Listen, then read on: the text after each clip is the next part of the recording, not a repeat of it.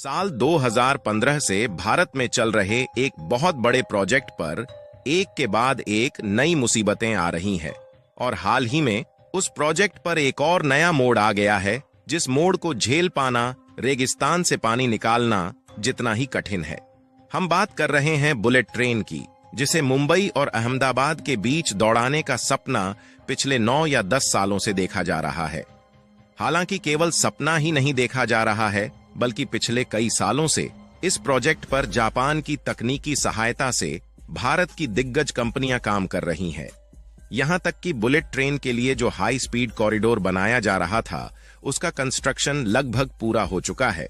लेकिन इसी बीच चौंकाने वाली खबर सामने आ रही है कि जापान की तरफ से भारत में आने वाली बुलेट ट्रेन के लिए नई दिक्कतें पैदा हो गई हैं। वैसे तो भारत में बुलेट ट्रेन का प्रोजेक्ट 2022 में कंप्लीट हो जाना था और उसी साल हाई स्पीड बुलेट ट्रेन भी भारत में चलाई जानी थी। यहां तक कि जापान भी इस बात पर राजी था कि 2022 में भारत को बुलेट ट्रेन जापान के द्वारा भेज दी जाएगी।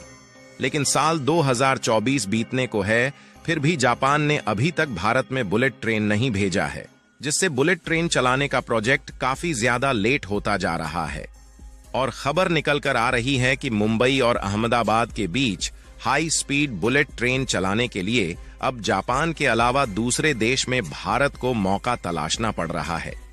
जिससे यह सवाल खड़ा होने लगा है कि क्या जापान ने बुलेट ट्रेन के मामले में भारत को धोखा दे दिया है, या फिर जापान भारत को बुलेट ट्रेन देना ही नहीं चाहता। पूरी डेवलपमेंट क्या है इस वीडियो में समझते हैं, लेकिन आगे बढ़ने से पहले इस वीडियो को एक लाइक करके चैनल को सब्सक्राइब जरूर कर लीजिए, क्योंकि यह आपके लिए तो 1 सेकंड का काम है, लेकिन इससे हमारी काफी बड़ी मदद होती है। असल में देखा जाए तो यदि किसी भी देश को विकास की राह पर ले जाना है और उसे विकसित देश बनाना है, तो सबसे ज्यादा जरूरी है कि 2 डेस्टिनेशन के बीच की यात्राओं के समय को कम किया जाए। क्योंकि कोई भी बिजनेस, व्यापार से रिलेटेड मीटिंग करना हो या फिर अपनी जरूरत के लिए एक जगह से दूसरे जगह पर आना जाना हो, इसके लिए ज्यादातर ट्रेन या फिर बसेस का इस्तेमाल किया जाता है, क्योंकि इनका जो किराया होता है वह एक हिसाब से बहुत ही कम होता है। लेकिन वाकई में देखा जाए तो इस समय भारत का जो ट्रैवल और ट्रांसपोर्टेशन का सिस्टम है वह काफी धीमा है, क्योंकि आज के समय जिस हिसाब से भारत की अर्थव्यवस्था है और वह दुनिया भर में अपनी अहमियत रखता है, ऐसे में ट्रैवल सिस्टम और भी ज्यादा फास्ट होना चाहिए।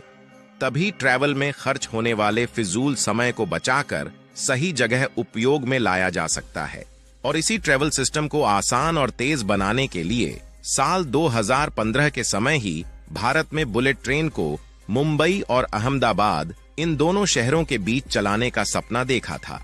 हमने बुलेट ट्रेन को इसलिए चुना क्योंकि हमारे पास हाई स्पीड की ना तो कोई ट्रेन थी और ना ही ट्रेनों को चलाने के लिए हाई स्पीड कॉरिडोर को विकसित करने की टेक्नोलॉजी हमारे पास मौजूद थी।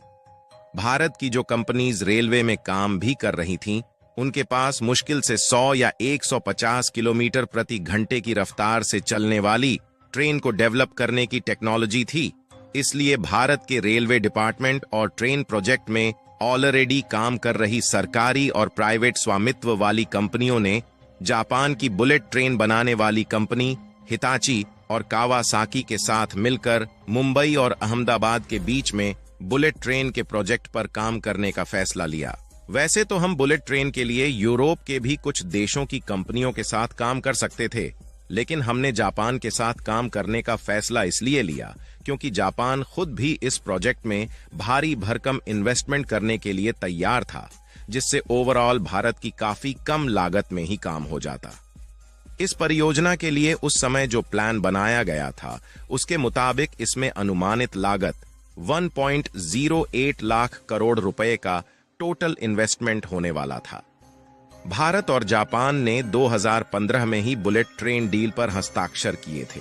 जिसमें जापान ने खुद इस बात को मेंशन किया था कि ट्रेन अधिकतम 350 किलोमीटर प्रति घंटे की स्पीड से चलेगी, जिसमें मुंबई और अहमदाबाद के बीच 508 किलोमीटर की दूरी 3 घंटे से कम समय में तय करेगी। और साथ में यह भी फाइनलाइज किया गया कि 2022 में इस प्रोजेक्ट को कंप्लीट करके बुलेट ट्रेन दौड़ा दिया जाएगा। इसके बाद साल 2017 में दोनों देशों ने इस प्रोजेक्ट पर काम करना शुरू कर दिया, जिसमें जापान तकनीकी और फाइनेंशियल सहायता देने लगा, जिसकी मदद से भारत की कंपनियां खुद इसमें जापान के साथ काम करने लगीं। बीच में कोविड-19 आ गया, जिसके कारण इस प्रोजेक्ट में देरी हो गई, जिससे साल 2022 बीत गया और बुलेट ट्रेन दौड़ाने का सपना ही रह गया। लेकिन उसके बाद इस प्रोजेक्ट पर तेजी के साथ काम करना शुरू किया गया और आज के समय बुलेट ट्रेन के लिए कंस्ट्रक्शन का जो ज्यादातर और कठिन काम था वह पूरा हो गया है और जल्द ही कुछ दिनों में यह कॉरिडोर पूरी तरीके से कंप्लीट हो जाएगा। लेकिन हाल ही में जब इसका ट्रैक लगभग बिछाया जा चुका है और कॉरिडोर कंप्लीट होने पर है, तो शायद जापान ने भी चालाकी दिखाना शुरू कर दिया है। आपको बता दें कि मुंबई और अहमदाबाद के बीच इस कॉरिडोर पर 18 बुलेट ट्रेन चलाई जानी है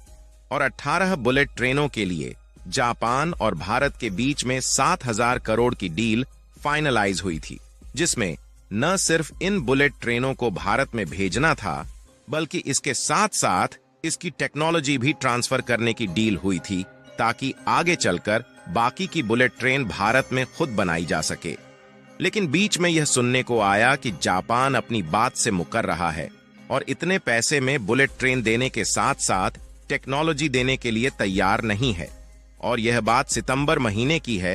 जब बुलेट ट्रेन संबंधी इन्हीं मुद्दों को सुलझाने के लिए भारत के रेलवे मिनिस्टर अश्विनी वैष्णव जापान गए थे।